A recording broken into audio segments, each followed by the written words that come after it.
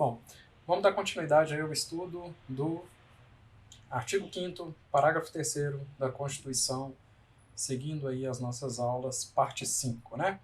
Artigo 5º, parágrafo 3º. Bom, tem algumas coisas para falar do artigo 3º. Primeiro, ele já foi cobrado de tudo quanto é forma que você imaginar. Primeira coisa que nós vamos tentar na parte, né, a primeira coisa que nós vamos tentar na aula de hoje é a leitura do parágrafo 3º. Toma cuidado, porque tudo que você imaginar que já esteve escrito aí, qualquer banca de concurso, e eu estou falando de concurso tanto, né, concursos mais simples quanto concursos mais complexos, já cobraram isso daqui, trocando tudo que você possa imaginar. Vou dar uma leitura aqui e vou fazer alguns comentários, beleza? Os tratados e convenções de direitos, os tratados e convenções internacionais que versem sobre direitos humanos. Então, primeira marcação aqui. Nós estamos falando especificamente dos tratados e convenções internacionais de direitos humanos, e não tratados e convenções internacionais, ponto. Já foi cobrado, já tiraram essa parte dos direitos humanos, continuaram a copiar, o que torna uma assertiva errada, né? Que forem aprovados. Qual que é o rito de aprovação? Primeiro, tem que ser em cada casa do Congresso Nacional. Em cada casa do Congresso Nacional, quais são as casas do Congresso Nacional? Nós temos a Câmara dos Deputados e nós temos o Senado Federal. Câmara dos Deputados representando o povo brasileiro e o Senado Federal representando os estados membros da federação. Quantas vezes, né? Em 2 turnos. Vou marcar aqui de azul porque é número. Já foi cobrado. O cara trocando, ao invés do cara colocar em cada casa do Congresso Nacional, ou o cara escrevia no Senado ou na Câmara. No Senado ou na Câmara não é em cada casa, porque tem que ser nas duas. Em 2 turnos, já teve questão que o cara trocou 2 turnos por 1 turno. Beleza? Por 3/5. Essa fração aqui também já foi alvo de troca, ou seja, em vez do cara falar 3/5, ele falou 1/3, 2/3, enfim. Dos votos dos respectivos membros serão equivalentes. Então, olha só, essa palavra aqui também já foi alvo de troca em concurso público. O cara vai lá e troca equivalente por iguais. Perfeito? Igual não é equivalente, então já torna a assertiva errada. Então, esse parágrafo 3º, você tem que saber ele de cor e salteado. É o mesmo rito das emendas constitucionais de forma geral, ou seja, para que seja possível a aprovação de uma emenda à Constituição, o rito é exatamente igual ao que, né, para que tratados internacionais que versem sobre direitos humanos sejam incorporados no status equivalente à emenda constitucional. Tudo bem? Isso aqui você tem que saber. Espero que tenha ficado claro. Assista esse negócio aí e, enfim, presta bastante atenção no que eu estou falando.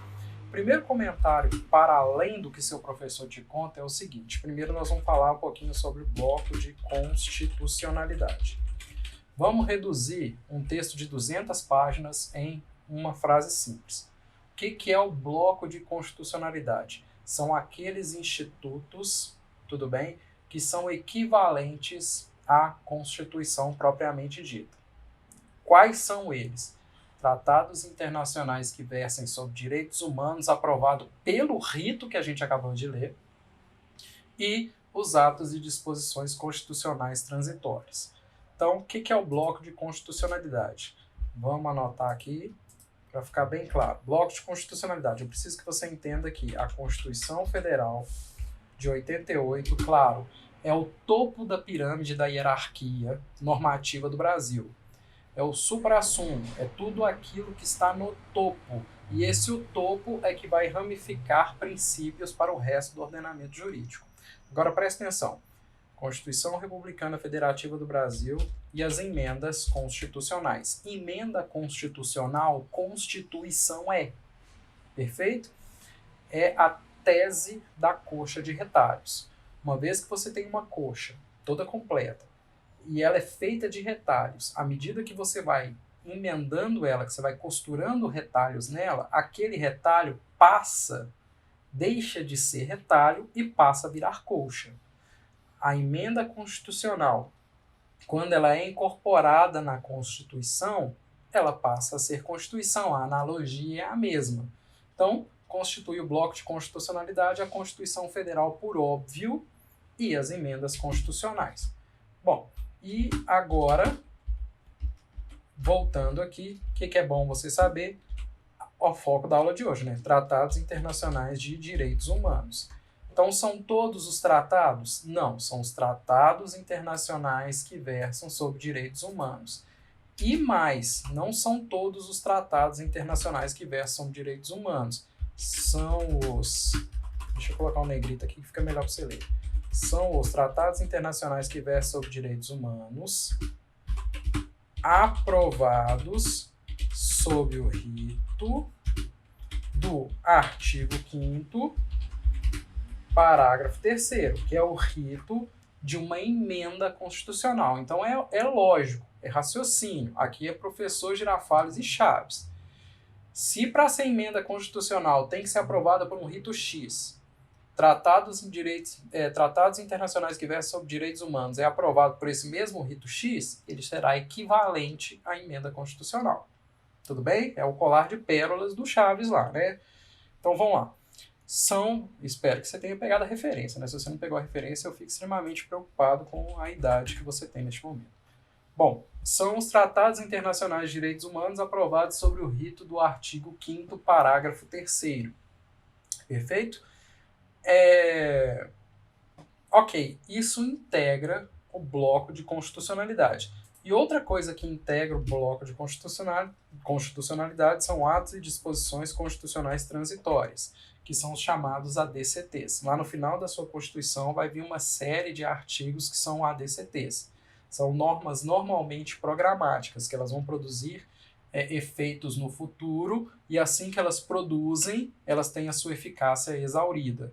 Mas isso daqui não importa tanto para a gente no momento. O que importa aqui a aula é o Tratado Internacional que versa sobre Direitos Humanos.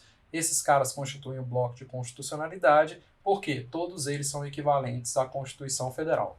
Beleza? Resumir 200 páginas em poucas palavras para você acertar tudo no seu concurso público, e eu sei que seu professor não te explica isso, porque ele tem medo de te explicar.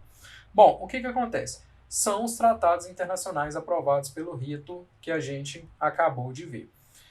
Eu não vou me preocupar muito com a redação disso daqui. Por que eu não vou me preocupar? Porque é obrigação sua decorar a redação. Conforme eu já te falei, isso já foi cobrado de tudo quanto é forma, né, de tudo quanto é jeito possível. O que eu queria chamar a atenção para vocês é sobre a emenda constitucional de 45 de 2004, que é o seguinte, ó, se você for lá na Constituição, tá lá, artigo 5º, descer lá para o parágrafo 3º, vai estar escrito isso aqui na frente, ó, incluindo pela emenda constitucional número 45 de 2004. Isso já foi questão de prova. Saber que o parágrafo 3º foi incluído por uma emenda constitucional de número 45. Essa emenda constitucional de autoria de um dos membros do Supremo Tribunal Federal, que é o Gilmar Mendes. Perfeito? Isso já foi cobrado em prova e é importante você saber. Isso é muito, muito, muito importante. Inclusive, isso gera um conceito para nós que eu vou discutir para você aqui agora, que é o seguinte. O problema que nós temos é... Eu vou tentar ver se vai ficar bom. Eu espero que sim, tomara. Vou fazer essas 3 linhas aqui e vamos imaginar que isso seja a hierarquia das normas constitucionais. Então, a hierarquia do ordenamento jurídico. Primeiro, nós temos as normas da Constituição, né? Nós temos a Constituição como topo. Aqui embaixo da Constituição, nós temos as leis, de uma forma geral. Leis complementares, nós temos as leis ordinárias, tudo bem? E isso já basta para a gente entender o que está acontecendo. O que acontece? Antes de 2004, antes da emenda constitucional, qual era o entendimento que tinha? Se houvesse a incorporação de um tratado internacional de direitos humanos, perfeito? Assinado e incorporado no ordenamento jurídico brasileiro, entendia-se que esse cara vinha para cá. Ele era considerado status de Constituição. Tudo bem? Ele era equivalente à Constituição, não precisava passar no rito. Por meio dessa emenda, e é por isso que é importante você saber, depois que promulgou-se essa emenda, qual que é o entendimento hoje que nós temos? somente os tratados internacionais que versem sobre direitos humanos aprovados como se emenda constitucional ele teria status equivalente à Constituição. Então, isso é o entendimento que eu tenho hoje. Somente os tratados internacionais que forem aprovados sob esse rito é que é considerado equivalente à Constituição. E aí isso gera um problema. E aqueles tratados antes da emenda? Tudo bem? E aqueles tratados que não foram aprovados mediante esse rito porque ele não era necessário ser? Então, criou-se a teoria das normas supralegais. Tudo bem? Então, vou tentar desenhar aqui, vou tentar colocar aqui, ó. Vamos colocar aqui de verdinho, para a gente entender isso daqui, né? O que são as normas supralegais? São normas cuja hierarquia delas estão acima das leis, de modo geral, e abaixo da Constituição. Isso não existia, esse entendimento não existia antes de 45. E que normas são essas? Exatamente quem? Os tratados internacionais de direitos humanos que não foram aprovados mediante o rito do artigo 5º, parágrafo 3º.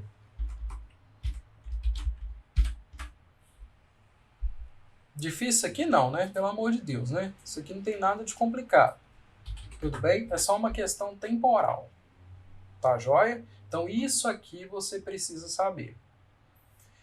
Em regra, um tratado internacional de direitos humanos que o Brasil se propõe a seguir, que deve ser incorporado dentro do ordenamento jurídico, mediante todo o rito que essa incorporação requer. Se ele não for passado pelo crivo do parágrafo 3º, ele vai ser considerado uma norma supralegal. Perfeito?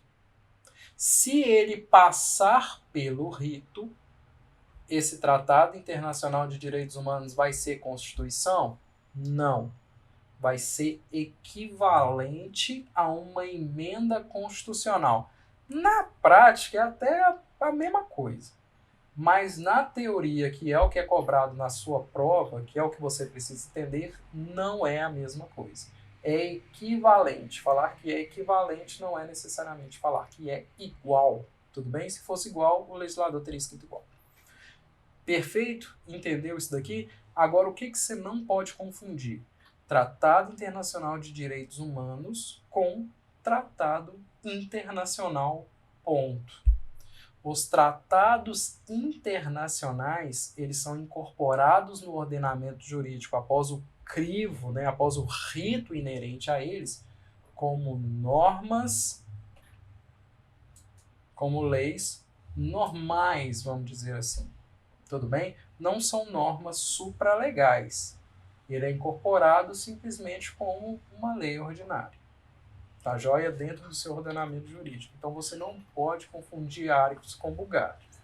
Bom, e o segundo, para a gente fechar isso daqui, lá no artigo 60, se você for lá no artigo 60, você vai ver quem que pode, eu não vou falar nem das restrições temporais, enfim, como que se dá a emenda à Constituição. E aqui eu estou falando de emenda à Constituição em sentido lato sensu, né?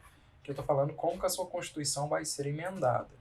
E aí é bom você marcar uma caveira no artigo 60, já é a segunda vez que eu menciono o artigo 60. Tá joia? Deixa eu trocar a letra aqui, 14, 4, aqui. Quem que pode emendar? 1/3. No mínimo, dos membros do Legislativo. Perfeito?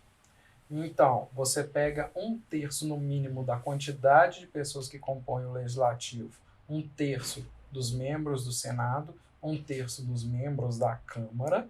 Perfeito? Quem que pode emendar? O presidente da República.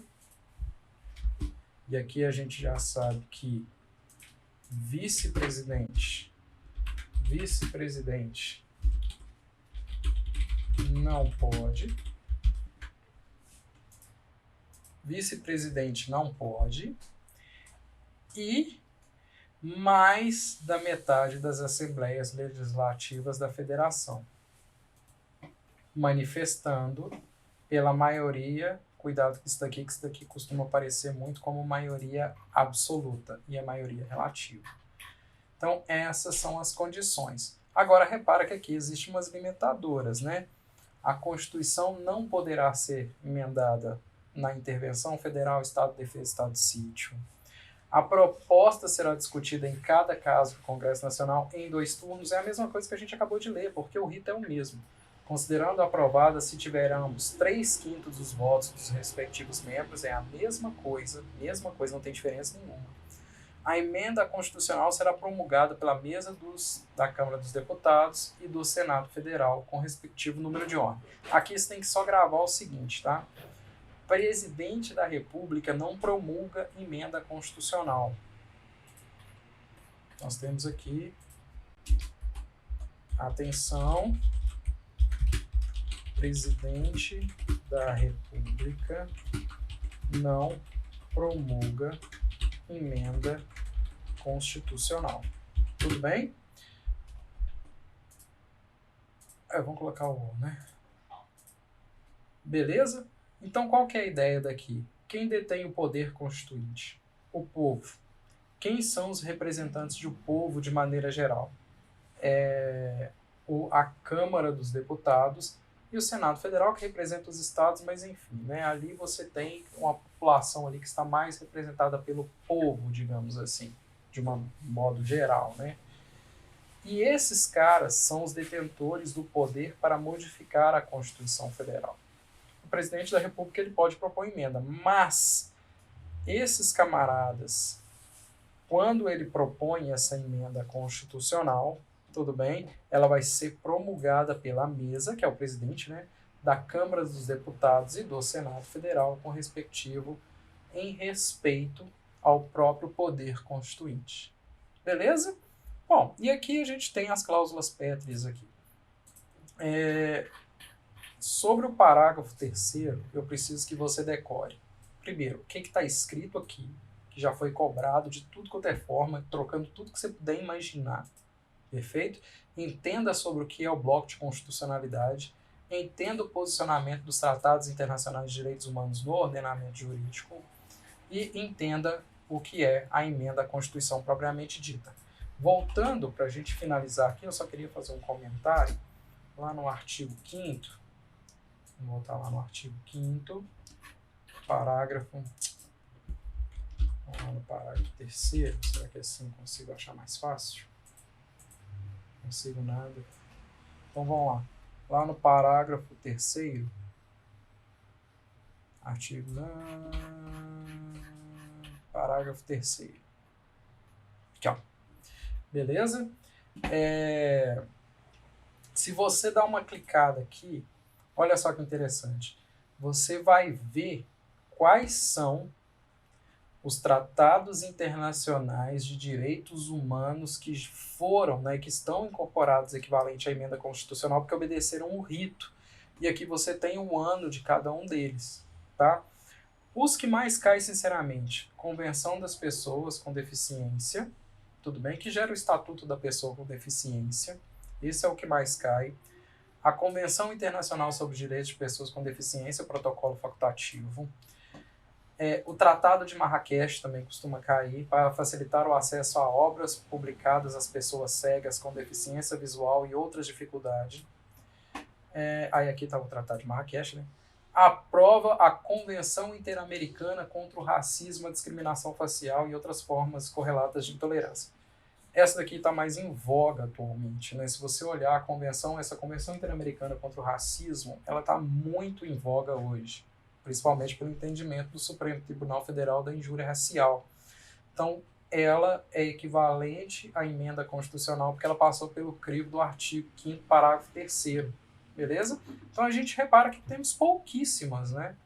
Pouquíssimos tratados internacionais de direitos humanos que obedeceram o rito, porque antes da emenda 45 de 2004, não tinha essa necessidade.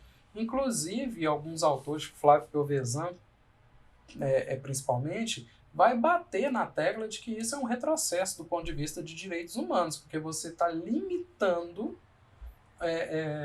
a aplicabilidade de direitos humanos, exigindo que se estabeleça para incorporação no ordenamento jurídico brasileiro um rito que originalmente não era necessário. Beleza? Bom, mas é obra do Gilmar Mendes. Gilmar Mendes criou isso daí, e inclusive criou a teoria das normas supralegais, que é exatamente porque a pergunta que se foi para onde que foram esses tratados então, já que eles não são Constituição, não são lei, onde é que estão? Aí inventaram uma tal de norma supralegal para teorizar essa questão e, infelizmente, principalmente aqui em Minas, eu já vi questão de concurso público cobrando isso aqui, tá? Decoreba bravo de quais foram os tratados internacionais que foram incorporados no ordenamento jurídico brasileiro seguindo o rito do artigo 5º, parágrafo 3º. Ou seja, são equivalentes à emenda constitucional. Bom, acredito que não há mais nada para falar em cima disso daqui. Quiser alguma dúvida, queixa, reclamação, é só você consegue entrar em contato comigo, beleza? douglasandrade@advocacia.com. Tudo bem? Lá você consegue entrar em contato direto comigo e a gente consegue responder suas dúvidas, queixas, enfim. Falta apenas um parágrafo, que é o parágrafo 4º, alvo da próxima aula. E na próxima aula, depois que falar um pouco do parágrafo 4º, que ele também é rapidinho, a gente faz alguns exercícios sobre parágrafo 1º, 2º, 3º e 4º. Beleza? Bom, espero que tenha ficado claro. Muito obrigado pela atenção.